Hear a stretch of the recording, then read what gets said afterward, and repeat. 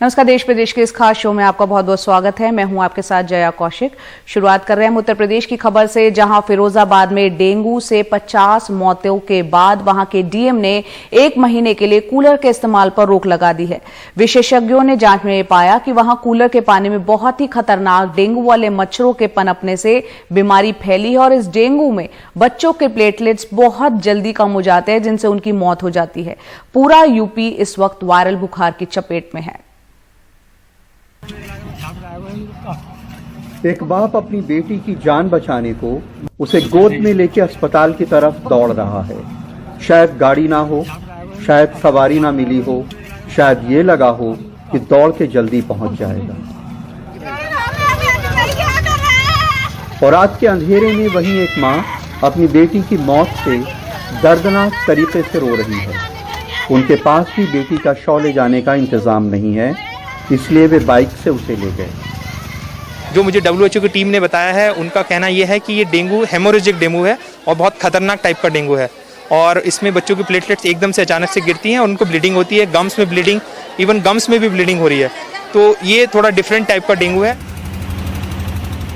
फिरोजाबाद में सरकारी आंकड़ों के मुताबिक कम से कम 50 लोगों की मौत हो गई है, जबकि बीजेपी एमएलए मनीष असीजा कहते हैं कि मरने वालों की तादाद 60 से ज्यादा है। इनमें ज्यादातर बच्चे हैं। यहाँ सीएमओ दफ्तर में एक्सपर्ट्स इस पे माथापच्ची कर रहे हैं। केंद्र सरकार से स्वास्थ्य मंत्रालय से 5 एक्सपर्ट्स और यूपी सरकार के स्वास्थ्य विभाग से 3 एक्सपर्ट्स भेजे गए हैं। शुरुआती जांच से पता चला है कि यहाँ कूलर के पानी में डेंगू के मच्छर पल रहे हैं। कूलर पे बैन लगा दिया गया है। जो मुख्य कारण है वो कूलर है। ये बड़े बड़े कूलर हैं और उसमें ब्रीडिंग जो है एडीज इजिप्टाई का मुख्य वो जो है फेवर्ड ब्रीडिंग प्लेस है। तो जिलाधिकारी महोदय ने अगले 1 महीने तक यहाँ जनपद फिरोजाबाद में कूलर में पानी भरना प्रतिबंधित कर दिया है और आम नागरिकों से अनुरोध है कि कूलर में पानी बिल्कुल ना भरे। यूपी के तमाम जिले वायरल बुखार की चपेट में हैं। उन्नाव में 4 दिन में 800 मरीज आए हैं। यहाँ डेंगू के लिए एक स्पेशल वार्ड बनाया गया है। देवरिया के सरकारी अस्पताल में ओपीडी में वायरल बुखार के 100 बच्चे आए आज, जबकि 50 आईसीयू में और जनरल वार्ड में भर्ती हैं। कानपुर के सरकारी अस्पतालों में बुखार के मरीजों की भीड़ है। इनमें भी बच्चे ज्यादा हैं। हापुड़ के सरकारी अस्पताल में बीमार बच्चों को लेकर आई महिलाओं की भीड़ लगी है। और बुखार की दहशत सुनी हमने टीवी पे भी, और फिरोजाबाद में बहुत बच्चे खत्म हो गए। इस बार हमारे भी दहशत सी हो रही है थोड़ी। अच्छा। हम भी प्रार्थना करते हैं इस वर्ष के बच्चे सब ठीक हो जाने चाहिए। सरकार का कहना है कि डेंगू तो चिंता की बात है ही, इस वक्त कुछ और बीमारियां भी पता चल रही हैं, जिनकी रोकथाम की कोशिशें की जा रही हैं। जल जमाव के कारण मच्छर पनपते हैं और जल जनित बीमारियां भी होती हैं, वेक्टर बोर्न डिजीज भी होते हैं।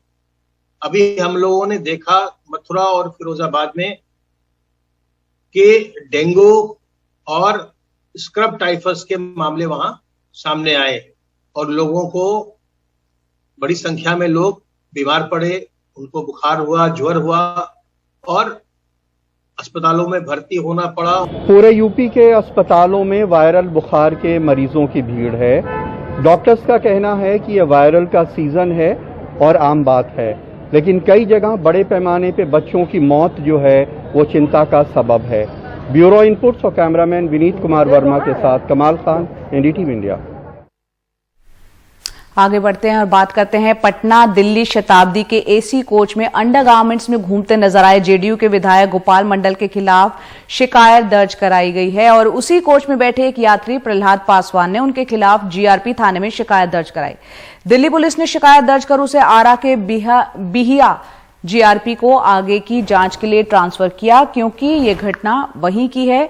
शिकायत में कहा गया है कि विधायक नशे में थे और विधायक के यूं अंडरगारमेंट्स में घूमने पर जब उन्होंने विरोध किया तो विधायक ने उनकी सोने की चेन और अंगूठी भी उनसे छीन ली और उनके साथ बदसलूकी की।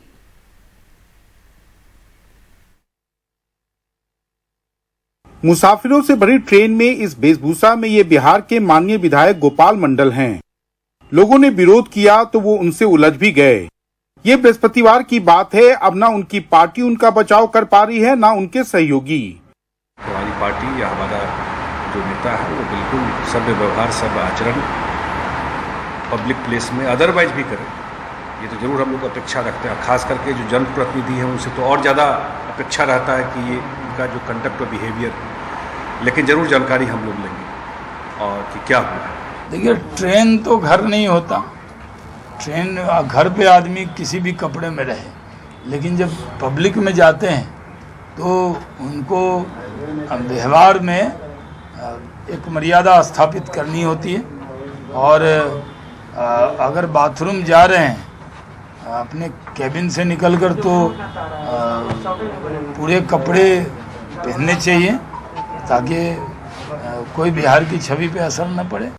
हालांकि दिल्ली पहुंचने के बाद मंडल को आभास हो गया कि पूरे देश में उनका वीडियो वायरल है, तो इन्होंने सफाई दी, लेकिन वो और हास्यास्पद है।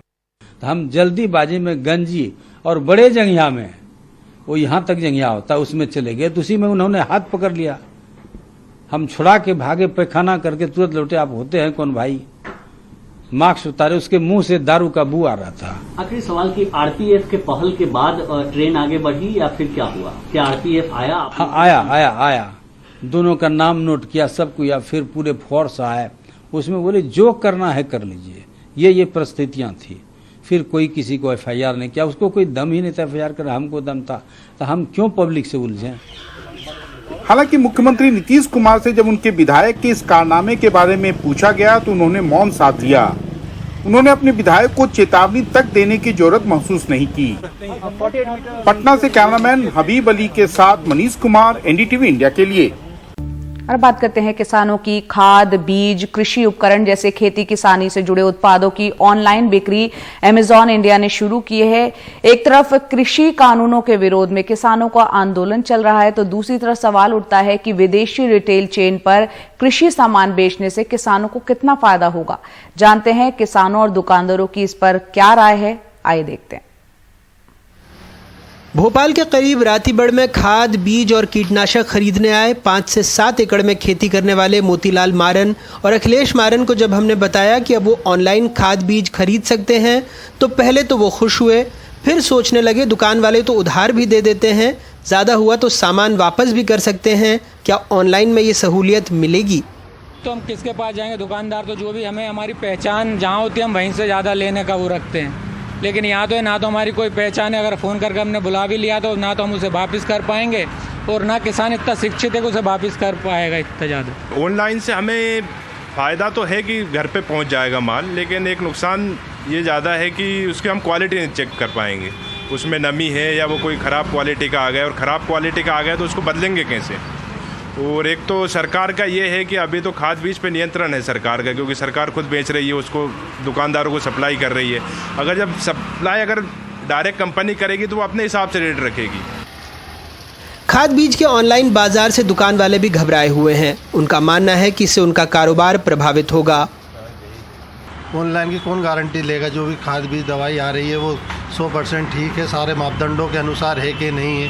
हमारे यहाँ बार बार कृषि जो अधिकारी है वो चेक करने आते हैं, ऑनलाइन में कौन चेक करेगा? भोपाल से लगभग 200 किलोमीटर दूर आगर मालवा जिले के आवर गांव में बहादुर सिंह, महेंद्र सिंह दोनों बड़े किसान हैं। 100 बीघा खेत है, स्मार्टफोन चलाते हैं, सो ऑनलाइन खाद बीज पर नज़र है। क्या कह रहे हैं सुनिए। ऑनलाइन एक यूरिया खाद आया है, वो 135 रुपये किलो है। अगर वो डालेंगे तो सोसाइटी में 300 रुपये किलो में मिलता है। 300 रुपये का 50 किलो। हाँ, और ये 1 किलो का 135 रुपये है। तो कैसे डालेंगे, कैसे करेंगे पूरा किसान इसको? तो लागत बढ़ती जा रही है। 10,000 रुपये कुंटल के बिजवारा लेके बोया है किसान ने, दवाई डाली है, सब कटाई हकाई बोई, सब महंगाई इतनी है कि उसको काटने के बाद में अगर बेचोगे तो कुछ भी नहीं बचता है और माइनस में जाता है किसान। अभी हमने 10,000 रुपये कुंटल से सोयाबीन ली, उसको बोई, अभी आधी भी नुकी, उसके बाद दवाई कितनी महंगी आ रही, कैसे क्या करेंगे हम मैनेजमेंट इसमें? तो ये सब जो लागत होती है आपका बीज और दवाई और खाद, ये कितनी लागत पहुंच जाती है 1 बीघा में? कितना आपको मिल पाता है? क्या आपको जरूरत है? सर कुछ भी नहीं मिलता। अगर दवाई इतनी महंगी मिल रही है, आपके अब एक डोज पड़ रहा है अपन को, जैसे बीघे के ऊपर जो मान लो 1,500-2,000 रुपये का डोज मिल रहा है। अब अभी दवाई छिटकते अपन ने 10 दिन बाद फिर दवाई छिटकनी पड़ रही है, इतनी पड़ रही है। यहाँ भी दुकानदारों को लगता है कि उनका बाजार चौपट हो जाएगा। आवश्यक वस्तु अधिनियम की वस्तु है, इसका कोटा गवर्नमेंट देती है, इसमें 75 से 80% सोसाइटियों में जाता है और 20% निजी क्षेत्रों में मिलता है और उसमें भी भारी परेशानी आती है। उसको यदि गवर्नमेंट ऑनलाइन में परमिशन देगी तो किसानों को भी बहुत परेशानी आएगी और हम लोगों को भी बहुत परेशानी आएगी और इतने महंगे रेट में नहीं खरीद पाएंगे। जानकारों का मानना है कि ये पहल किसानों को बड़ी कंपनी के एकाधिकार के चंगुल में फंसा सकती है। बेहतर होता कि सरकार फुटकर के धंधे से इन्हें दूर रखती। कि इसमें इस तरह की छूट जो इसेंशियल कमोडिटी या फर्टिलाइजर मार्केट पे दी जा रही है, ये गवर्नमेंट के कंट्रोल में है। प्राइस का कंट्रोल है, क्वालिटी का कंट्रोल है, इसके डिमांड सप्लाई में बहुत बड़ा इशू है। एक तरफ जो सरकार है नीम कोटेड यूरिया लाती है, कहती है कि हम लोग कालाबाजारी को रोकेंगे, जो यूरिया का दूसरे लोग उपयोग कर रहे हैं उसको रोकें। कहीं इस तरह की मार्केटिंग चैनल के माध्यम से जो कृषि में उपयोग होने वाले जो सब्सिडाइज्ड प्रोडक्ट है उनको कोई दूसरे काम के लिए तो नहीं दिया जा रहा। कुछ छोटे सवाल तो पहली नजर में बनते ही हैं। मसलन ऑनलाइन नीम कोटेड की कीमत 199 रुपए से 250 रुपए प्रति किलो तक है। 20% छूट भी जोड़ ले तो कीमत हुई लगभग 159 रुपए 20 पैसे। सरकारी यूरिया 266 रुपए 50 पैसे 45 किलो, यानी लगभग 6 रुपए प्रति किलो। इससे ज्यादा वसूलना कालाबाजारी की श्रेणी में आता है। सब्सिडी हटाने पर भी ये लगभग 21 रुपए प्रति किलो मिलेगा, लेकिन यहाँ 27 गुना महंगा ऑनलाइन पर छूट के साथ। कुछ और सवाल हैं। बीज खाद के सैंपल के लिए गुणवत्ता कैसे तय होगी? किसान पूछ रहे हैं कि सरकार सस्ते दवा केंद्रों की तरह सस्ते कृषि औषधि केंद्र क्यों नहीं खोल सकती? क्या इससे सरकारी स्टोर में कार्यरत लोगों की नौकरी खतरे में नहीं पड़ेगी? बीज खाद के लाइसेंस से मॉनिटरिंग होती थी, अब ये कैसे होगी? क्या इन कंपनियों को सरकार की ओर से इसके लाइसेंस दिए गए हैं? क्या ऑनलाइन मनचाहे दाम पर उर्वरक बेचे जा सकते हैं? यकीनन ऑनलाइन किराना बेचने और खेती का सामान बेचने में फर्क है। वैसे तो राष्ट्रीय स्तर पर खाद बेचने के लाइसेंस का प्रावधान है ताकि कोई किसानों को ज़्यादा कीमत पर खाद बीज न बेच पाए, लेकिन जब खुले तौर पर ताल ठोककर कोई 20 से 25 गुना की कीमत पर खाद बेच रहा हो और देश के कृषि मंत्री उस पर ताली बजाएं तो कोई कह भी क्या सकता है। आगर मालवा से जफर मुल्तानी और भोपाल से कैमरा पर्सन रिजवान खान के साथ अनुराग द्वारी, NDTV इंडिया।